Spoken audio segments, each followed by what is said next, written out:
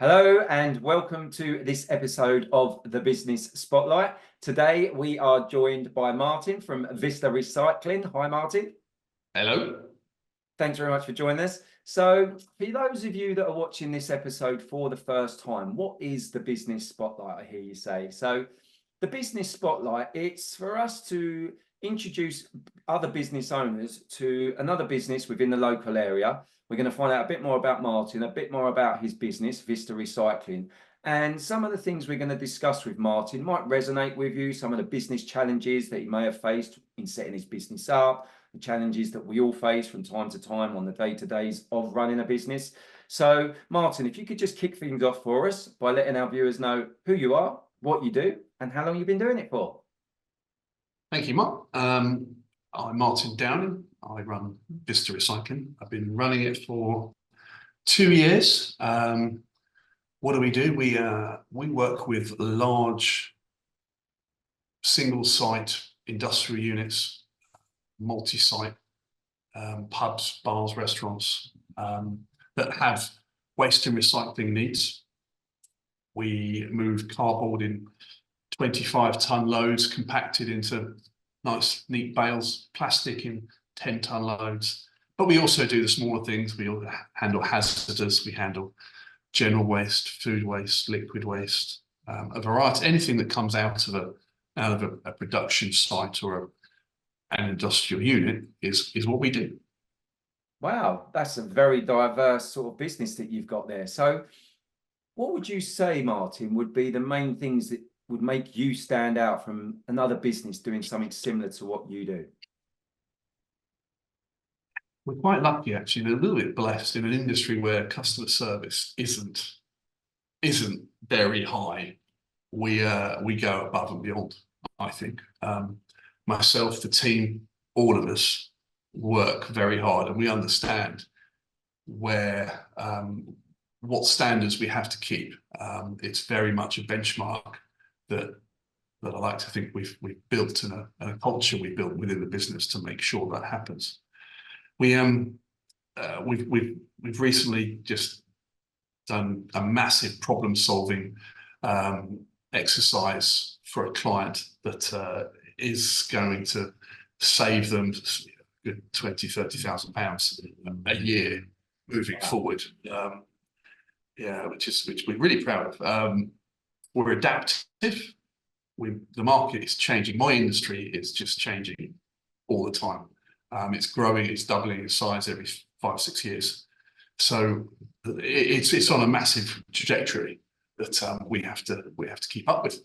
But also bringing things back locally. We kind of try and work with local charities, local businesses as well to help them out financially, but also supporting local charitable projects, etc. So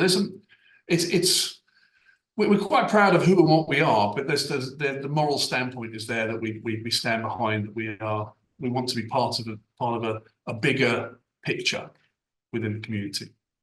Wow, that's pretty phenomenal. It sounds like you've got some pretty awesome core values there. So I do like that. I do like that a lot.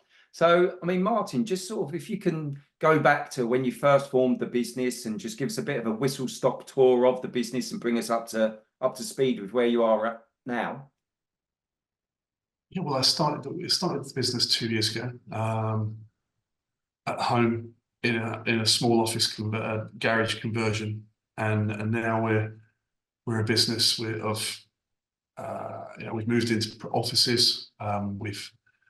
We're expanding continually.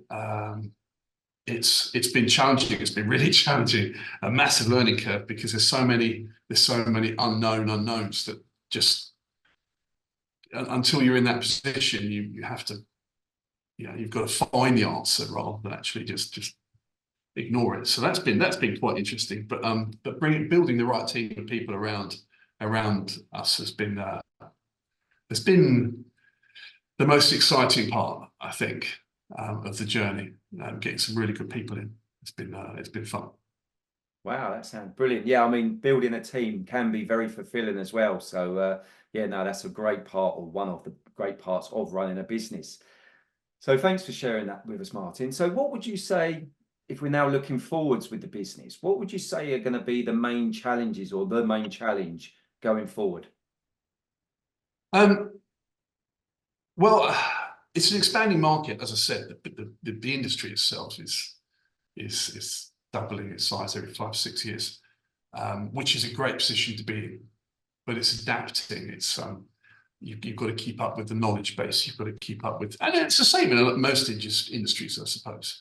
But then there's the networking side of it. There's some and keeping up with that expansion. But it's again, it's building the right team, having it built and bringing in that knowledge as well to then create a bit more foundation for us to push on, because it's only going to get bigger. We're only going to get stronger, and in the next 5 years, it's we're going to be moving out of these premises. We'll be in somewhere hopefully touch with a lot bigger. So. Yeah, fantastic. Oh, well, that's great to hear. I mean, I guess looking at it from the point of view as innovation and sort of cutting edge technology, it's one of the key elements, isn't it, for a business to thrive and grow? In this industry, it changed the investment. I mean, the pieces of kit that people purchase that we work with, they range from $250,000 up to 5 million. It's and that's the sort of range, the bottom range to the top range of some of the bits of kit that people are purchasing, and the technology in regards to the lasers, laser treatment of plastics and the float sink methods, although they've been around a while, but it's the chemistry and the scientific side of it is fascinating, absolutely fascinating. Wow. So thanks for that share, Martin. I mean, so moving on to yourself then as the business owner, what would you say has been the biggest lesson to date that really stands out for you that you could share with our audience today? I think a lot of business owners will experience this when they start. They're doing everything. They're managing director to T-boy to hoovering on a Friday evening to taking the bins out, and then the next minute they're negotiating. They're doing everything. As you grow and get bigger, it's that delegation. It's that I've struggled with, certainly. Is trusting to people to make mistakes potentially, but also just passing on things that would take me 2 minutes to do can take them 10 minutes to do. And yeah, that's. But on the other hand, though, understanding that it can often work the other way around, whereby people are better than you are at doing things that you think you're very good at. That's been an interesting one. I think that's a very key point that you've made there, is that, yeah, as a business evolves and grows and you're passing some of that knowledge down and some of those tasks that, like you say, you might be able to do in a minute or two and might take someone else 10 times longer. But then, everybody's got their strengths and their weaknesses. And I think from a business perspective, it's knowing that you need to let go for things to grow. It's not that easy sometimes. It's not that easy. It's not that easy. You want to, yeah. But there's certain parts that will always, the buck will always stop with you. But there's others where, you do need to let loose. Yeah, absolutely. Well, thanks for that, Cher. Another great one. So, humor me, if you will. We're gonna sort of whether we jump into some sort of old time machine, whether that might be a DeLorean that's got a flux capacitor that goes 88 miles an hour and fires us back in time. But we're going to go back in time we're going to visit an 18-year-old Martin. So you're armed with the knowledge that you have now, but the catch is you only get to give yourself one piece of advice. What would it be? 2 ears, 1 mouth. Listen and learn. Yeah, very much simple as that. Listen and learn. It's we were born with 2 ears to twice as many ears as we are mouths. So listen twice as much as you speak. Yeah, certainly when you're 18 anyway. maybe when you're a little bit older in the tooth, it's a bit different. But yeah, when you're 18, listen and learn. Yeah. No, I think that that will definitely resonate with a lot of the younger audience. And if I'm perfectly honest with you, I think it should resonate with a lot of the older audience as well. But Well, I have a 19 and a 17-year-old, and they don't listen to me. the joys of parenting, though, there's another subject we can spend a long time talking about. Brilliant. Yeah, Great. Thanks very much for that share, Martin. So you're obviously really passionate about what you do, and sort of I can just tell by that little glow that you've got when you start talking about your industry and what you do. But what is it that, what is it that gives you that passion, that fire in your belly every day, every week to do what you do? Well, I think for a lot of people, it's first and foremost, it's your family. You do this to look after your family, but then it gets a little bit bigger than that, and then you can step back and realize, actually, you know what, there's things that you can do that aren't necessarily just about money. And the first one is, actually, in the industry we're in, we make a difference. We really do make a difference. Morally, it's the right thing to do. And fundamentally, we're proud of what we do. And our work, trying to do more and more work in the community, locally, supporting charities and so on, it makes you proud of what you've created, if anything. And yeah, it's morally, it's good. It's a good place to be.